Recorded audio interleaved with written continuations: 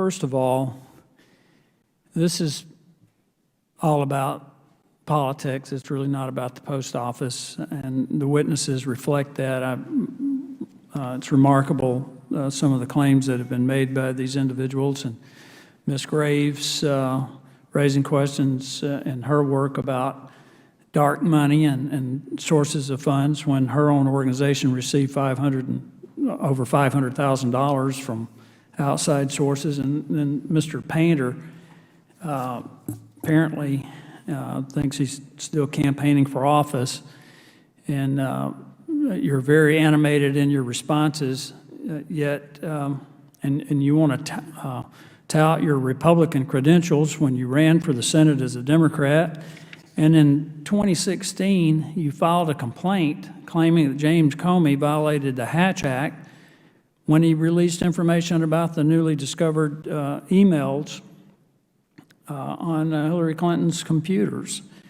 And this just seems like it's not really about trying to resolve anything related to the post office. If it were, this would have been done years ago when, during the Obama administration, they were going to shut down 3,700 post offices.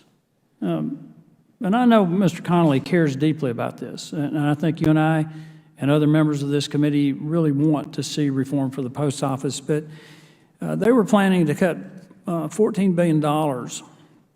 I'm sorry, cut $10 billion, $20 billion in cuts, and close 3,700 post offices and cut 120,000 jobs.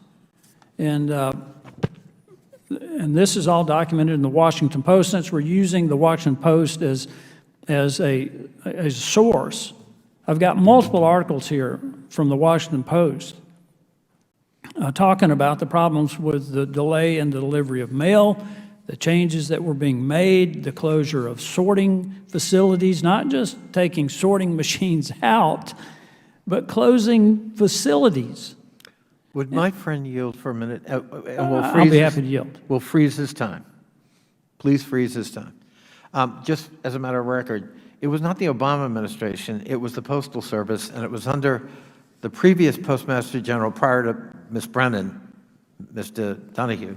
And I will point out, on a bipartisan basis, there was an uproar in Congress about it, and we got it stopped because it was being done unilaterally, it was being done capriciously, and there was no consultation with members or communities affected.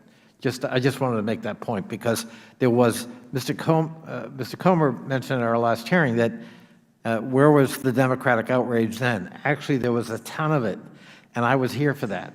And it was on a bipartisan basis, and because that Postmaster General didn't do his consultation with the administration or with Congress. I thank my friend for yielding, and his time is intact.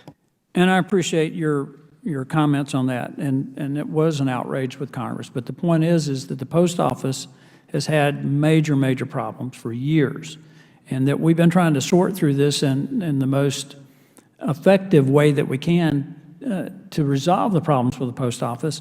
But now it has become political, when I would like to also point out that the changes that the current Postmaster General has been accused of making were implemented before he took office.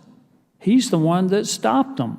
So to make that same point that you were making,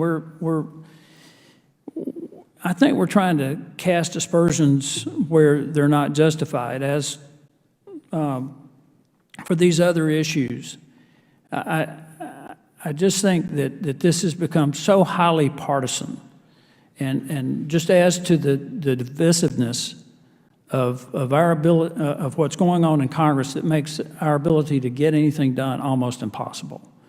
And to bring in witnesses who are as partisan as these witnesses are, this is not productive. This doesn't advance the agenda for the post office in any form or fashion. So that's my problem with this hearing. And I know, Mr. Chairman, where your heart is for reform. But again, I just take exception at what I'm hearing here today. And with that, I'll yield back.